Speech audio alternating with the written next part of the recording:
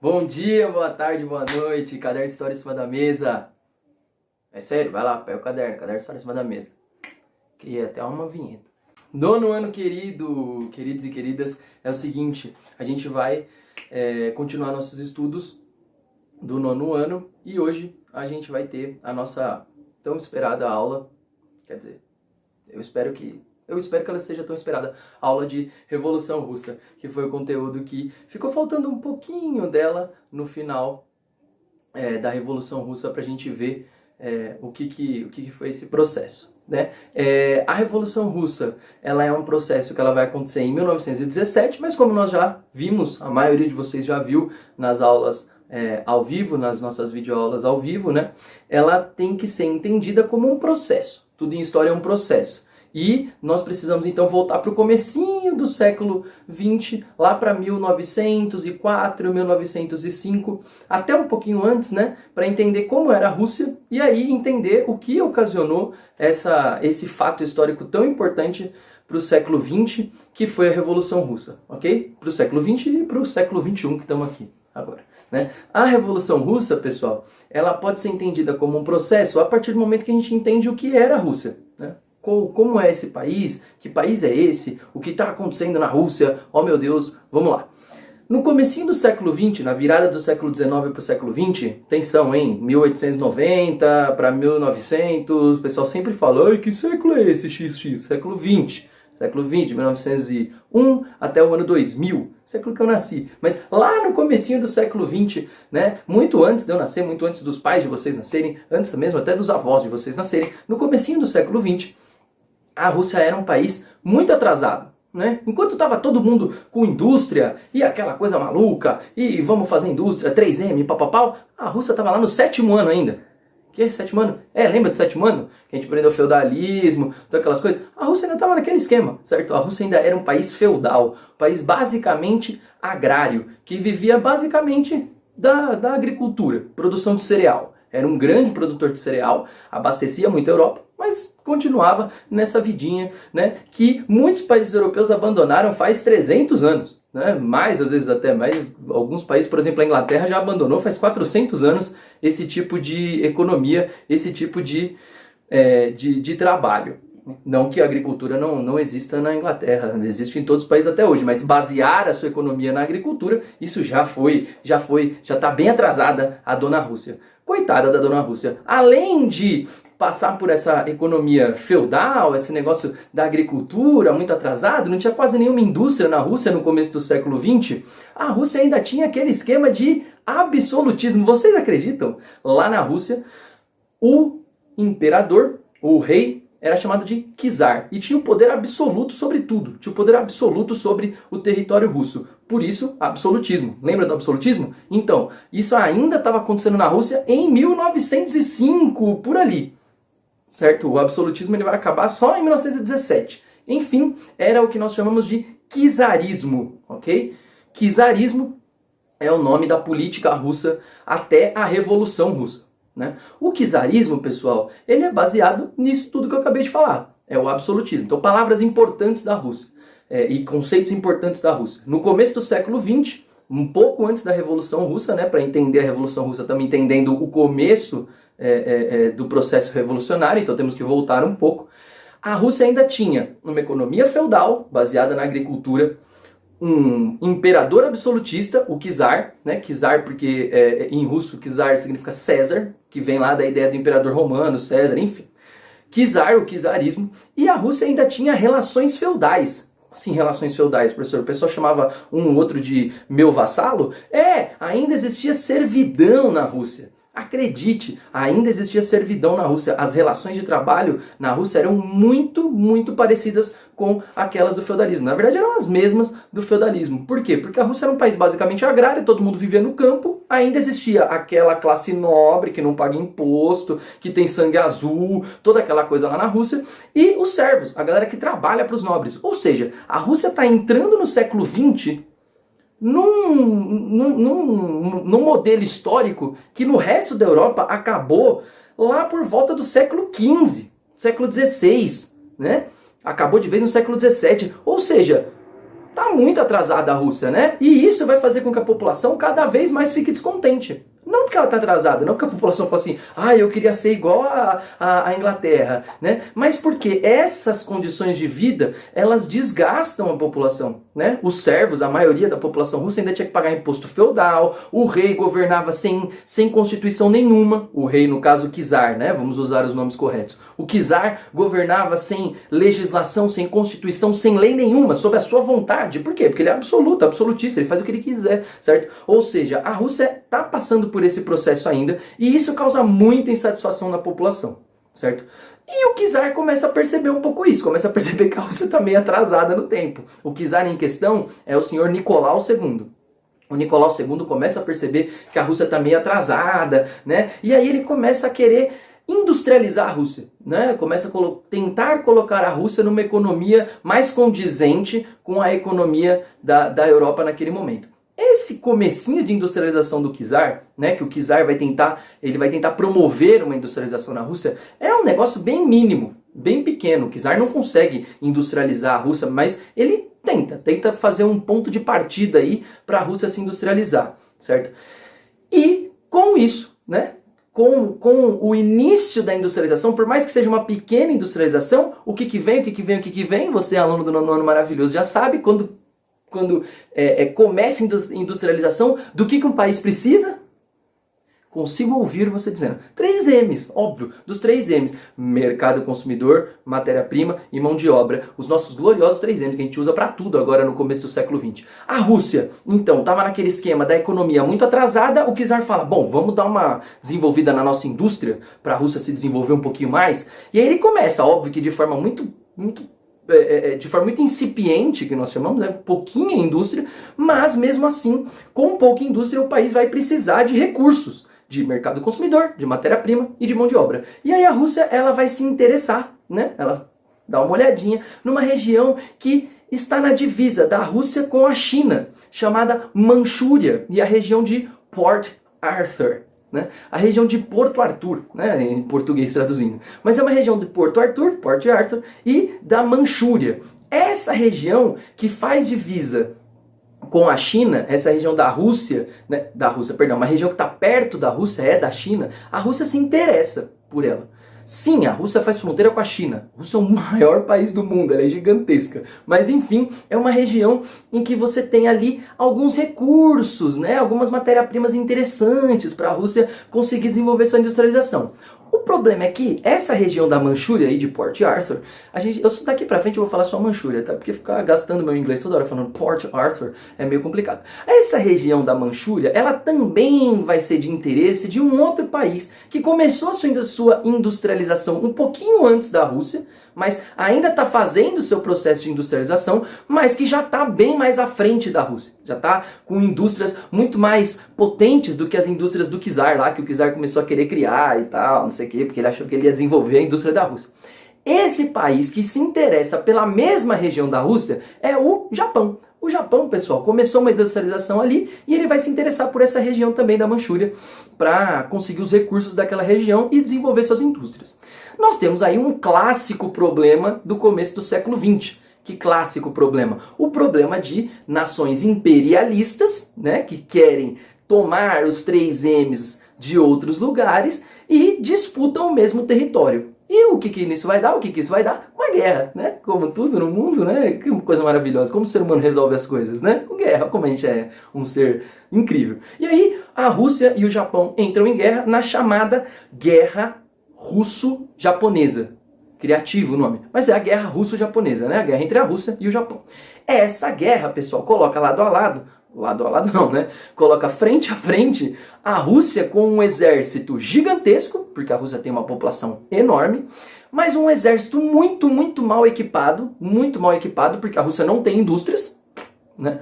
Contra o Japão. Um exército pequeno assim, né? Comparado ao da Rússia, né? Que era um exército pequeno no geral, mas comparado ao exército russo, é um exército pequeno, mas muito bem equipado. Né? E aí o que vai acontecer? A Rússia fica naquela guerra, o czar banca aquela guerra, né?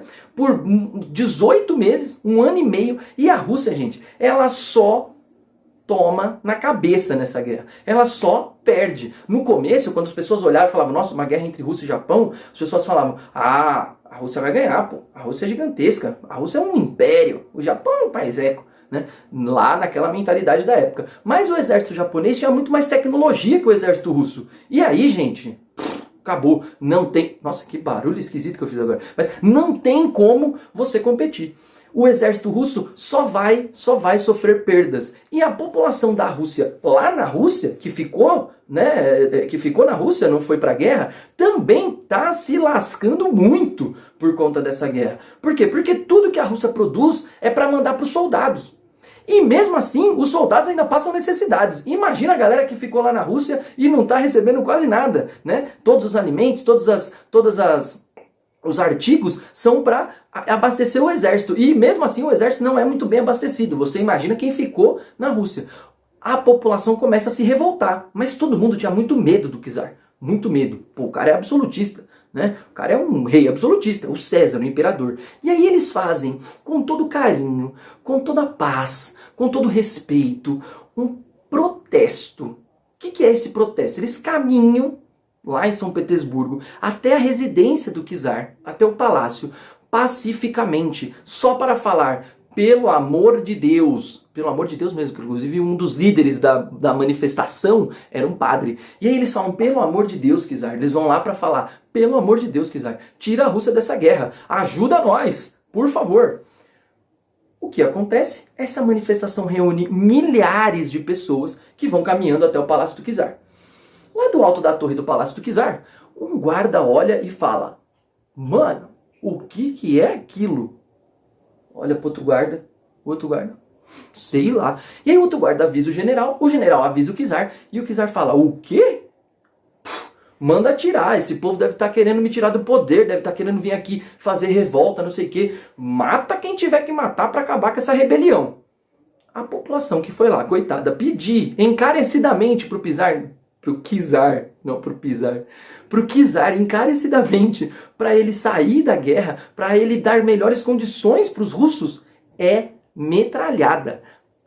O guarda do czar abre fogo contra a própria população, no que ficou conhecido como Domingo Sangrento. Por que Domingo Sangrento? Porque primeiro a manifestação foi num domingo. Sangrento porque depois que os guardas do czar atiram e dispersam a manifestação, porque uma galera, né, começa a correr, vai embora, não vai ficar lá para tomar tiro. Depois que isso acontece, era inverno ali na Rússia e estava tudo coberto de neve.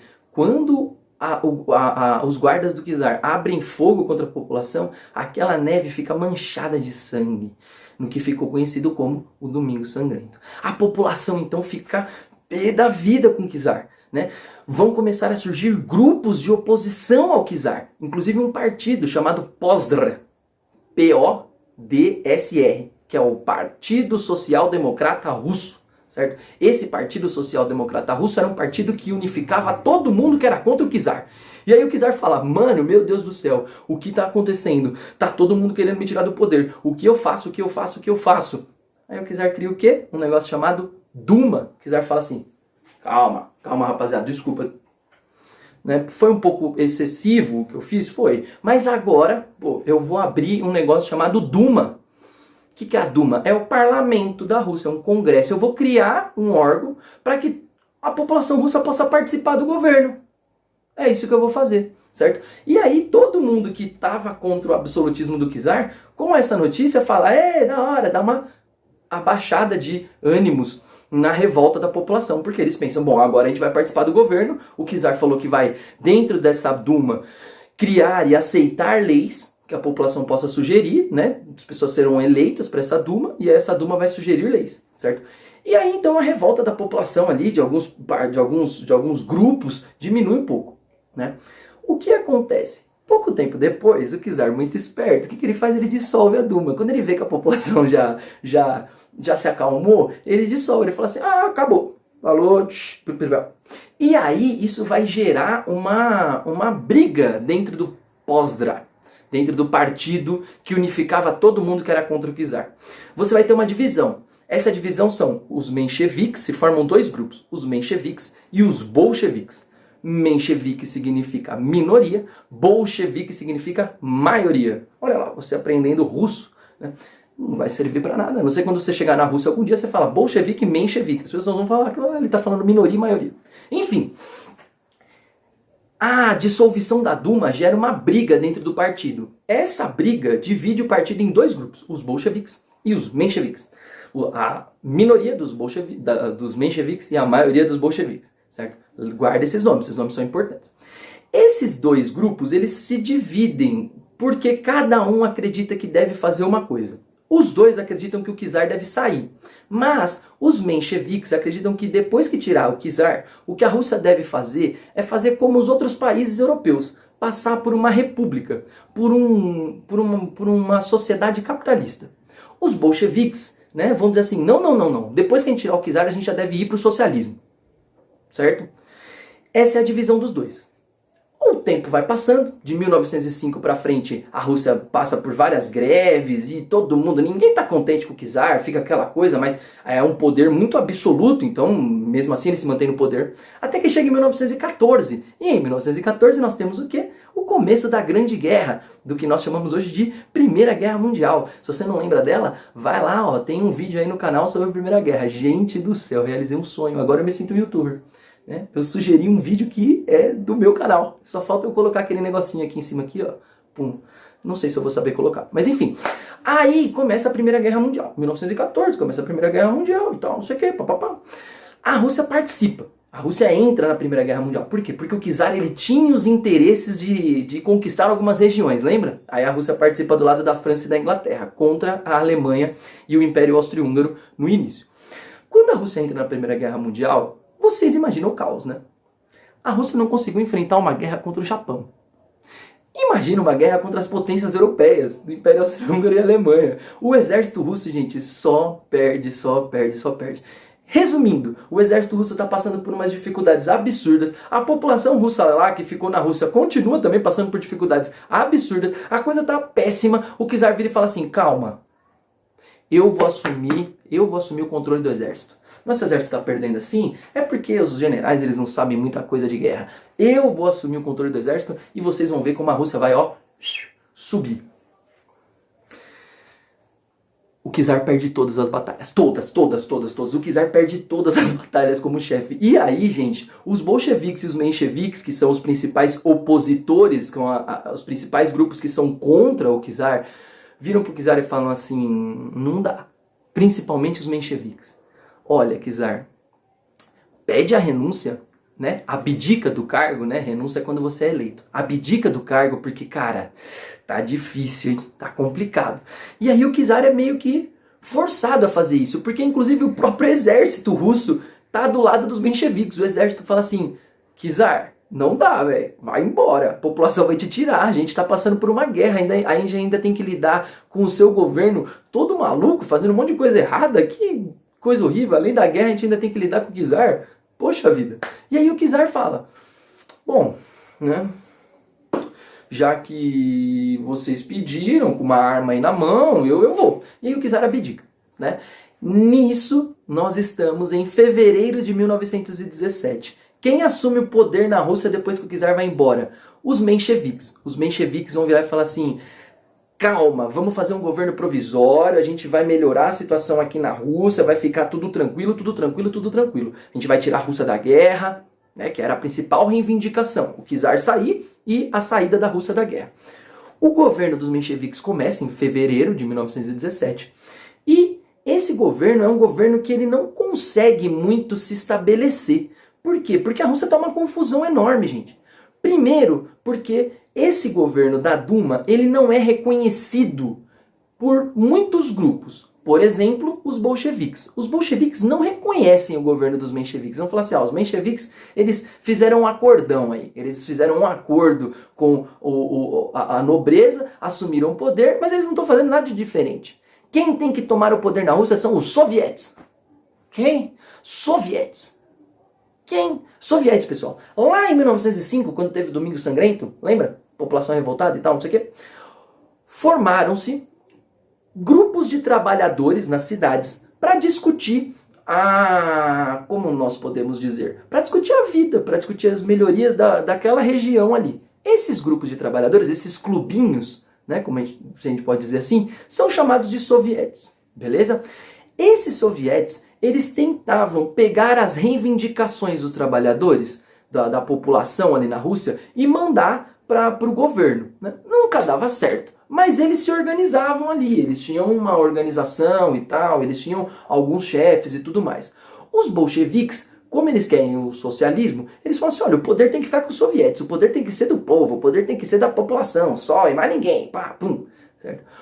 Os bolcheviques, portanto, falam assim, esse governo da Duma, nada a ver, esse governo dos mencheviques, nada a ver, tem que obedecer os sovietes. O líder dos bolcheviques é um cara chamado Vladimir Lenin. Esse cara é importantíssimo, grava o nome dele, Lenin. O Lenin, pessoal, ele é líder dos bolcheviques e ele foi exilado, ele foi mandado embora da Rússia pelo czar. Quando o czar sai do poder, o Lenin volta para a Rússia. Ele volta para a Rússia e enxerga os mencheviques no poder. O Lenin volta para a Rússia para inflamar os sovietes a tomarem o poder dos mencheviques. Olha que doideira! Ele vai tentar fazer com que os sovietes criem força para tomar o poder dos mencheviques e instalar o famoso socialismo lá na Rússia. O Lenin, para fazer isso, ele usa duas palavras de ordem, como nós chamamos, né? Ele usa duas expressões. Pão, paz e terra, que a gente chama de teses de abril, porque o Lenin escreveu em abril, né? A revolução dos mencheviques foi em fevereiro, em abril. O Lenin escreve, porque ele está vendo que o governo dos mencheviques não está fazendo muita coisa, e aí ele escreve um documento criticando o governo dos mencheviques, as teses de abril. Nessas teses de abril ele vai dizer, olha, a Rússia precisa de pão, paz e terra. Pão, fim da fome, paz, saída da guerra, terra, acabar com essas grandes propriedades de terra dos nobres e distribuir a terra entre os que eram chamados de servos ainda, né? Além disso, o Lenin cria outra palavra de ordem, chamada todo poder aos sovietes, né? Que é o seguinte, os sovietes é que tem que governar, tem que tirar essa Duma, tirar esses caras aí do poder. Os mencheviques vão tentando fazer um governo ali, chamado de governo provisório, né? Os mencheviques fizeram a Revolução de Fevereiro, vão tentando fazer um governo provisório. Os bolcheviques vão tentando inflamar os sovietes para gerar uma revolta. Essa revolta só vai dando mais certo, só vai parecendo que vai acontecer cada vez mais, porque os mencheviques, principalmente, não tiram a Rússia da guerra. A Rússia continua na guerra, de fevereiro até outubro. Chega em outubro, o Lenin consegue organizar alguns sovietes, consegue armas, e eles invadem o Palácio de Inverno, onde estava o governo provisório, o governo dos mencheviques, invadem a Duma e falam assim, o bagulho agora é nosso, sai. Os bolcheviques tomam o poder na Rússia, junto com os sovietes, e aí se instala na Rússia o chamado socialismo. Essa é a Revolução de Outubro. Essa é a chamada Revolução Russa. Olha que coisa doida, né? Esse vídeo ficou gigantesco, porque a matéria realmente é grande. O governo dos bolcheviques vai ser praticamente um governo do Lenin, né? O Lenin vai ser como se fosse o presidente da Rússia. E ele vai instaurar ali algumas medidas muito autoritárias. Por quê? Porque quando os bolcheviques tomam o poder junto com os sovietes, os mencheviques e a nobreza da Rússia, os mencheviques eram uma parte da burguesia da Rússia, e a nobreza da Rússia vão odiar esse governo dos bolcheviques, odiar, vão falar assim, mano, você é doido, a gente quer acabar. E aí vai começar uma guerra civil na Rússia. Os mencheviques, junto com a aristocracia, formam um exército chamado de Exército Branco. Os bolcheviques, junto com os trabalhadores ali da Rússia e os servos lá no campo, formam o chamado Exército Vermelho. Essa guerra vai durar 3 anos. O Exército Branco recebe ajuda, inclusive, de países fora da Rússia, é óbvio, né? Mas de países estrangeiros. Recebe ajuda da Inglaterra, da França, o Exército Branco, dos mencheviques, que querem destruir a Revolução Russa. O Lenin, para tentar derrotar o Exército Vermelho, ele faz um monte de medidas autoritárias. Ele começa a confiscar comida, por exemplo. Ele começa a confiscar os grãos, a produção alimentícia dos servos, para dar para o Exército Vermelho. Para o Exército Vermelho conseguir lutar contra o Exército Branco. Enfim, 3 anos de muita loucura, muita bagunça, não sei o que. O Exército Vermelho vence. Os bolcheviques conseguem vencer o Exército Branco. E aí a Rússia, então, vai começar a instalar o seu processo de se tornar um país socialista liderada pelo Lenin, ok? Esse processo de se tornar um país socialista liderado pelo Lenin, a gente vê um pouquinho para frente quando a gente estiver falando lá perto de Segunda Guerra Mundial. Porque o Lenin ainda vai sair um pouco de cena, porque, coitado, ele vai morrer, dando spoiler, e a gente precisa ver o que vai acontecer com a Rússia. Você que chegou até aqui, ó, herói, heroína, beijo, falou!